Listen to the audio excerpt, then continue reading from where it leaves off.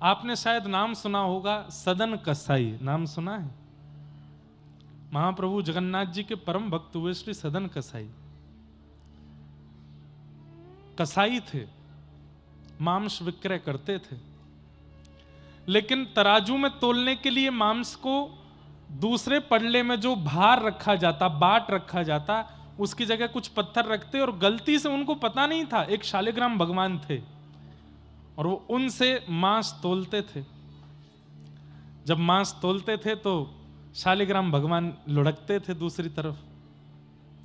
एक बार कोई साधु जा रहे थे, मुंह पे कपड़ा रख के, कसाई की दुकान है, तो कपड़ा रखते हुए गए, उनकी दृष्टि जैसी पड़ी, साधु तो इसलिए देखते हैं कि भाई इन जीवों का भी, इन पे भी भगवान कृपा करे जो बेचारे निर्दोष रूप से कट गए हैं। तो साधु की दृष्टि पड़ी तो उन्होंने देखा दूसरे पडले में तो मांस था ये, पर इधर वाले पडले में ऐसा क्यों लग रहा है कि शालिग्राम भगवान है, ये पत्थर समझ के इसने रख लिए हैं। साधु लौट करके आए, फिर से देखा शालिग्राम जी थे। उन्होंने कही भैया भैया, ओ भैया देवता, तुम जो कर रहे हो ना ये तो पाप है ही, पर उससे भी बड़ा महापाप तुम ये कर रहे हो कि तुमने दूसरे पडला में ठाकुर जी धरे हैं। सदन कसाई भले ही कसाई थे लेकिन हृदय से बड़े सरल थे। महाराज जी मुझे पता नहीं था। बोले भगवान है, इनको हमें दे दो। महात्मा ले गए। कथा सबको पता है, मैं सूक्ष्म में जो मूल बात है उस पर आऊंगा, लेकिन थोड़ा सुना दूं, जिन्होंने नहीं सुनी वो सुन लो। सदन कसाई के यहां से ठाकुर जी को ले गए। साधु महात्मा लेकर के गए, पंचामृत अभिषेक किया, इत्र लगाया, चंदन लगा करके ठाकुर जी को तुलसी माला पहनाई, चांदी के सिंहासन पर विराजमान किया, 56 भोग लगाए। रात्रि में स्वप्न में ठाकुर जी आ गए और स्वप्न में आके ठाकुर जी बोले मेरो मन ना लग रो। महात्मा बोले आपका मेरे घर मन नहीं लग रहा? बोले नहीं। कहां जाना है आपको? वृंदावन जाना है, जगन्नाथपुरी जाना है, बद्रीनाथ जाना, कहां जाना है आपको? कहां मन लगेगा? बोले मोए वही के पास जानो है, सदन कसाई के पास। तो साधु बोले कसाई है वो, निर्दोष निर्मम जीवों की हत्या करके उनका मांस बेचता है, उसके पास जाना है। ठाकुर जी बोले वो कैसा भी हो पर हृदय से बहुत सरल है, मुझे उसके तराजू में लुढ़कने में बहुत अच्छा लगता है, मुझे उसके पास छोड़े आओ। महात्मा बोले भगवान कुछ कृपा करो ना। ठाकुर जी बोले वो सदा के लिए सुधर जाएगा, तुम जाकर के जब उसको अनुग्रहित करोगे।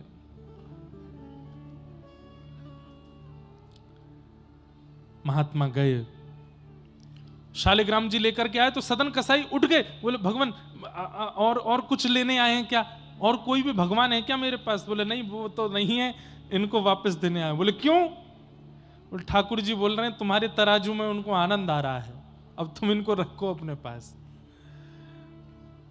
सदन कसाई के नेत्र सजल हो गए कि ठाकुर जी 56 भोग, चांदी का सिंहासन, नियमित सेवा, इत्र की सेवा, चंदन की सेवा छोड़ करके यहां बदबूदार कसाई खाने में मेरे लिए आ गए। सब छोड़ करके मेरे लिए ठाकुर जी आ सकते हैं, तो क्या मैं ठाकुर जी के लिए दुष्कर्म नहीं छोड़ सकता? उसी समय अपनी दुकान बंद कर दी और आज के बाद मैं कसाई खाने में नहीं रहूंगा। ठाकुर जी ने जब मेरे लिए सिंहासन छोड़ दिया, मेरे लिए सेवा छोड़ दी, मेरे लिए पवित्रता छोड़ दी, मैं ठाकुर जी के लिए अपवित्रता नहीं छोड़ सकता, छोड़ दिया। बंधुओं, अगर ये विचार हर वो व्यक्ति करने लगे जिसके घर में ठाकुर जी की सेवा है, तो उसका घर ही मंदिर बन जाएगा। सोचिए, आप सबके घर में जो ठाकुर जी विराजमान हैं, या तो वो अयोध्या से आए हैं, या तो वो वृंदावन से आए हैं, या तो वो जगन्नाथपुरी से आए हैं, या वो द्वारिका से आए हैं। एक बार विचार करो, ठाकुर जी मेरे लिए धाम छोड़ करके आ गए, मैं ठाकुर जी के लिए दूषित काम नहीं छोड़ सकता? मैं क्या ठाकुर जी के लिए अपने घर को पवित्र नहीं रख सकता? यशोदा मैया की गोद में पलने वाले ठाकुर जी मेरी गोद में बैठ के श्रृंगार करा रहे हैं, मैं इनके लिए शुद्ध नहीं हो सकता? इतना विचार करने मात्र से ठाकुर जी की सेवा आपको प्राप्त हो जाएगी। तो सदन कसाई ने नियम ले लिया कि अब मैं जगन्नाथ जी का दर्शन करने जाऊंगा। तो अब मूल कथा जो हमको सुनानी थी कि ठाकुर जी सब जानते हैं, उनसे कुछ छुपा नहीं है। तो सदन कसाई जगन्नाथपुरी के लिए निकले। सुंदर रूप था उनका, सुंदर थे। एक नगर में पहुंचे तो वहां एक नगर पर एक मनचली एक रहती थी। विवाह उनका हो चुका था, लेकिन उनके मन किसी पे भी आ जाते थे।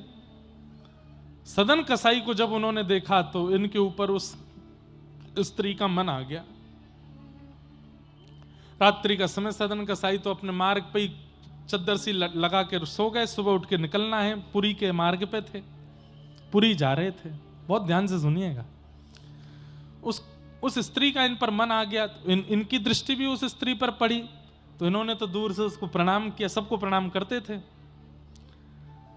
तो उस स्त्री ने इनको कोई इशारा किया जिसको ये समझ नहीं पाए, और इशारे में उस स्त्री ने ऐसा कहा कि अगर तुम मुझे स्वीकार करो तो मैं अपने पति का वध करके तुम्हारे साथ आ जाऊंगी। ऐसा कुछ इशारा किया। लेकिन सदन कसाई तो बड़े भोले भाले, इन्होंने तो हाथ ही जोड़ के हाँ हाँ कर दी होगी कुछ, और उस स्त्री ने अपने पति का वध कर दिया। और वध करके आ गई इनके पास, बोले अब मुझे स्वीकार करो। सदन कसाई बोले, मैया, माता, देवी, मैं तो ठाकुर जी से मिलने के लिए निकला हूं, संसार में फंसने के लिए नहीं आया हूं। यदि संसार मेरी इच्छा होती तो मैं तुम्हें स्वीकार कर लेता, लेकिन ठाकुर जी मेरी इच्छा है, ठाकुर जी मेरी गति है, उनको छोड़ मैं ये संसार में नहीं पड़ना चाहता। आप मैया मुझे पुत्र मान लो, मुझे भैया मान लो, लेकिन मैं आपका पति नहीं बन सकता। वो स्त्री तो बोली, अरे तेरी वजह से मैंने अपने पति के वध कर दिया। बोले सदन कसाई, तुमने मार दिया उनको? बोले हाँ। बोले मैंने इशारा तो किया था। बोले मुझे क्या पता कि तुम क्या इशारा कर रही हो। अब उस स्त्री ने पूरे नगर में हल्ला कर दिया कि इनके कहने पर और इसी ने ही मेरे पति को मरवाया है, ऐसा करके पूरा दुष्प्रचार कर दिया। सदन कसाई दुखी नहीं हुए, जगन्नाथ जी से बोले, हे जगन्नाथ, एक बार इन नेत्रों को आप दिख जाते, फिर भले ये जीवन में ये सारे प्रमाद आ जाते तो मैं सह लेता। आपका दर्शन हुआ नहीं, आपके धाम आ नहीं पाया, आपका महाप्रसाद मिला नहीं, उससे पहले ये सारे षड्यंत्रकारी मुझको रोक रहे हैं। हे नाथ, एक बार दिख जाओ, फिर भले ही मेरे साथ कुछ हो जाए, मुझे चिंता नहीं, पर अभी मुझे दर्शन तो दे दो एक बार। राजा, जो उस नगर का राजा था, उसने सदन कसाई को बुलाया और कहा, देखो इस स्त्री ने जो आरोप लगाए हैं उससे तुम दोषी साबित होते हो। बताओ तुम्हें क्या दंड दिया जाए। जो तुमने किया है उससे मृत्यु दंड ही तुमको मिलना चाहिए। सदन कसाई बोले, देखिए मुझे मृत्यु दंड स्वीकार है, पर मैं एक कार्य के लिए निकला हूं, वो करके आ जाऊं, फिर मुझे मार दीजिएगा। तो जनता चिल्लाने लगी। जनता सबसे पहले समर्थन में आती है, नहीं नहीं नहीं नहीं, इसको मारना है, और हमने तो देखा था, इसने ही इशारे किए थे। सदन कसाई बोले, तीसरा आदमी नहीं था वहां पे, फिर भी देखो सब राग में आलाप ले रहे हैं, हमने देखा था, हम इसके सबूत हैं, हम गवाह हैं, इसको मृत्यु दंड दो। राजा बोले, भैया देखो, जिसको मृत्यु दंड देते हैं उसकी अंतिम इच्छा भी माननी पड़ती है। उसकी अंतिम इच्छा यह है कि मैं दर्शन कराऊं फिर मार देना। तो नहीं नहीं, आप ऐसे कैसे छोड़ तक, आप राजा हैं, हमको न्याय दिलाइए, हम इस अबला नारी के साथ में हैं, इसको न्याय मिलना चाहिए। राजा ने सदन कसाई को देखा, बोले, भैया तेरी तरफ एक भी वोट नहीं है, अब क्या करूं मैं। सदन कसाई बोले, एक काम कर दीजिए। बोले क्या? मुझे मृत्यु दंड लौटने पर दे दीजिएगा, पर अभी इन सबको संतोष हो जाए, मेरे दोनों हाथ काट दीजिए, आप मेरी दोनों भुजाएं काट दीजिए। राजा ने सब लोगों से कहा, बोले भैया ये भी छोटी बात नहीं है, कोई व्यक्ति अपनी भुजा आगे कर रहा है कि काट दीजिए, वो किसी काम का नहीं रह पाएगा जीवन भर, मृत्यु दंड भी इसको दे देंगे, लेकिन इसकी भुजा काट देते हैं। तो सब बोले, हाँ भुजा काटो, कुछ तो करो, लेकिन दोनों भुजाएं काट दी सदन कसाई के। कोई दोष नहीं था उनका, निर्दोष। और बंधुओं, जब निर्दोषों को दंड दिया जाता है ना, तो फिर केस ठाकुर जी की अदालत में पहुंच जाता है। फिर ठाकुर जी देखते हैं। उस निर्दोष को चाहिए सबूत ना प्रस्तुत करे, प्रतीक्षा करे, ठाकुर जी लेके आएंगे सब कुछ। सदन कसाई के दोनों हाथ काट दिए। सदन कसाई रो तो रहे हैं लेकिन प्रसन्नता में रो रहे हैं।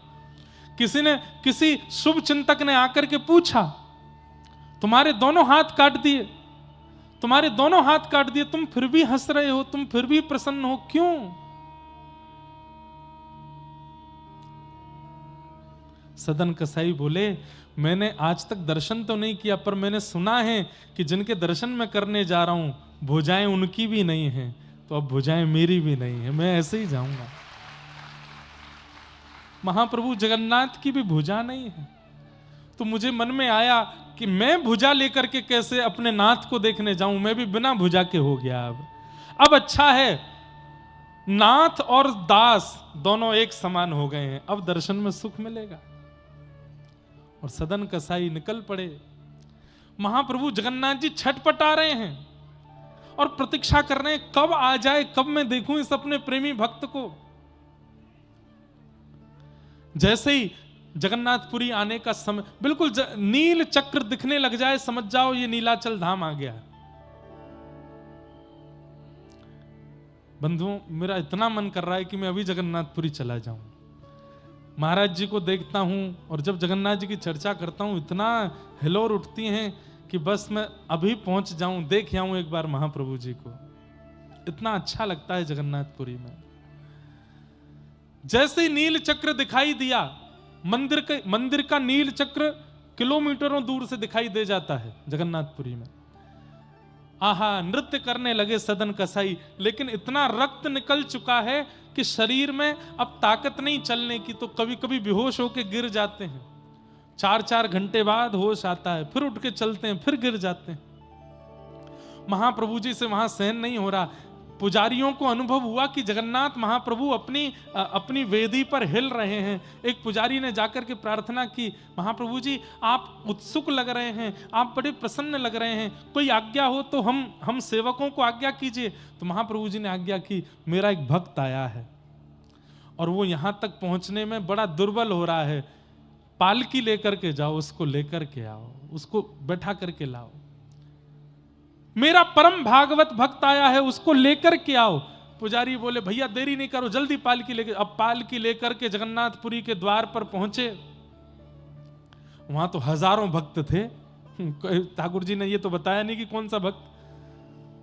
पालकी देख करके भक्त बोले, भैया पालकी क्यों आई? बोले, ठाकुर जी ने कहा है मेरा जो परम भक्त हो उसको इस पालकी में बैठा के लाना है।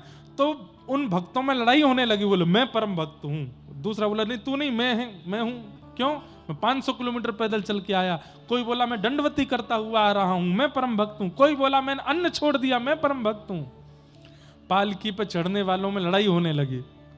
दूर खड़े सदन कसाई बोले, कोई तो बैठे पालकी पे, तो नाथ से पहले उस परम भक्त का दर्शन हो जाएगा जिसके लिए ठाकुर जी ने पालकी भेजी है। मतलब भक्त को कभी यह अभिमान नहीं होता कि मैं भक्त हूं। अपने किसी नियम का, क्रम का यदि आपको अभिमान है कि मैं तो ये नियम करता हूं, मैं तो ये, तो आप समझ जाइए कि ठाकुर जी आपके लिए पालकी कभी भेज ही नहीं सकते। सदन कसाई की तरह हो जाए, वो अपने लिए सोच रहे मैं तो परम भक्त हूं ही नहीं, इनमें से कोई परम भक्त होगा, वो जब पालकी पे बैठ जाएगा तो अच्छा है, ठाकुर जी से पहले उस परम भक्त का दर्शन होगा। पर वहां इतनी लड़ाई हो गई कि पुजारियों को खाली पालकी लेके जाना पड़ा। जब पहुंचे तो महाप्रभु जी बोले, हे तुम लेके नहीं आए? ठाकुर जी, वहां तो घमासान मची है, सब लड़ रहे हैं, हम बैठेंगे पालकी पे, हम बैठेंगे पालकी पे। आपने परिचय तो बताया नहीं कि आपका जो भक्त है उसका हुलिया कैसा है, ये तो बता दो। महाप्रभु जगन्नाथ जी के नेत्र सजल हो, बोले, जैसा मैं हूं वैसा ही वो है, उसकी भी भुजा नहीं है, वही है मेरा परम भक्त। जैसा मैं हूं वैसा ही मेरा वो परम भक्त है, उसको लेके आओ।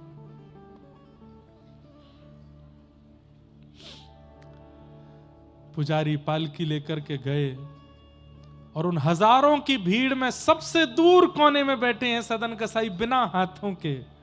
पुजारियों के नेत्र में सजल हो गए, दौड़ करके गए, सदन कसाई को उठाने लगे। बोले, बैठो पालकी में, तुम्हारे लिए पालकी भेजी है। सदन कसाई रो रहे हैं, आपने गलती की होगी, भूल हो गई होगी।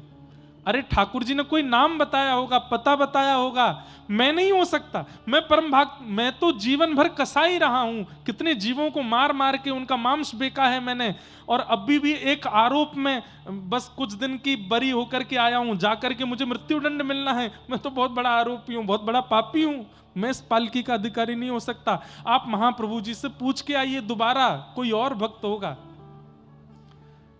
पुजारियों ने कहा, ठाकुर जी ने नाम नहीं बताया, पता नहीं बताया, स्वरूप बताया, और स्वरूप में जैसे महाप्रभु जी हैं वैसे तुम हो, तुम्हारे लिए आज्ञा की बैठो। जबरदस्ती बैठा करके लेके आए हैं। इतना प्रेम, इतना करुणा, इतना अनुग्रह तो सदन कसाई ने सोचा भी नहीं था कि महाप्रभु जी देंगे। जैसे ही महाप्रभु जी के द्वार पर आए, जगन्नाथ मंदिर के सिंह द्वार के भीतर ही पतित पावन भगवान का दर्शन होता है। पतित पावन भगवान को देख करके दंडवत किया पालकी से उतर के सदन कसाई ने। आज तक उनके मन में यह नहीं आया कि मेरे हाथ कट गए। सब लोग इधर देखो, ध्यान से सुनो। आज तक मन में नहीं आया मेरे हाथ कट गए, लेकिन आज जैसे ही प्रणाम किया तो प्रणाम करने पर ये भुजाएं उठ नहीं पा रही थीं। तब पहली बार मन में आया कि मेरी भुजा होती तो मैं अपने महाप्रभु जी को दंडवत साष्टांग प्रणाम करता, लेकिन भुजा तो नहीं है। अब बंद हो गया, लेकिन पहले जगन्नाथपुरी में नियम था, प्रत्येक दर्शनार्थी महाप्रभु जी को आलिंगन करते थे। सब जाकर के महाप्रभु जी को पकड़ते। यही सोचते जा रहे हैं सदन कसाई कि मैं आलिंगन करूंगा कैसे, आलिंगन के लिए तो भुजा चाहिए, मेरे पास तो भुजा है ही नहीं। महाप्रभु जी बाह पसार करके खड़े, मैं कैसे आलिंगन करूंगा। जैसे ही महाप्रभु जी के सामने पहुंचे, इसी ग्लानि में रोने लगे कि नाथ मेरी भुजा नहीं है, मैं आपको अपने अंक में कैसे भरूंगा। इस भावना से कटी हुई भुजा जैसे ही उठाई, तुरंत दोनों भुजाएं प्रकट हो गईं और महाप्रभु जी को आलिंगन कर लिया, हृदय से लगा लिया। मानो उन्होंने नहीं, महाप्रभु जी ने उनको हृदय से लगाया। सोचिए, निर्दोष थे वो, मृत्यु दंड चढ़ा है उनके ऊपर, लेकिन महाप्रभु जी ने कैसा प्रेम, कैसा उपकार, कैसा अनुग्रह किया। क्यों? कोई सफाई नहीं देनी पड़ी किनको, कोई सफाई नहीं देनी पड़ी यहां सदन कसाई जी को जाके कि मैंने अपराध नहीं किया, मैंने दोष नहीं किया, इसलिए मेरे हाथ काट दिए, जबरदस्ती का कुछ नहीं कहा है। मौन गए थे, क्योंकि महाप्रभु जी सब जानते हैं आपके जीवन में क्या चल रहा है, क्या नहीं चल रहा है। मत बताइए, ठाकुर जी को सब पता है उनको। उनके सामने तो निर्भाव से जाओ, निष्काम भाव से जाओ, कुछ नहीं चाहिए नाथ। बल्कि दुखी हो फिर भी ठाकुर जी के सामने जाके कहो, हम बहुत सुखी हैं ठाकुर जी, हम बहुत प्रसन्न हैं, सब बढ़िया चल रहा है, आप बिल्कुल निश्चिंत रहें, हम बहुत बढ़िया से जीवन जी रहे हैं। ठाकुर जी प्रसन्न हो जाते हैं।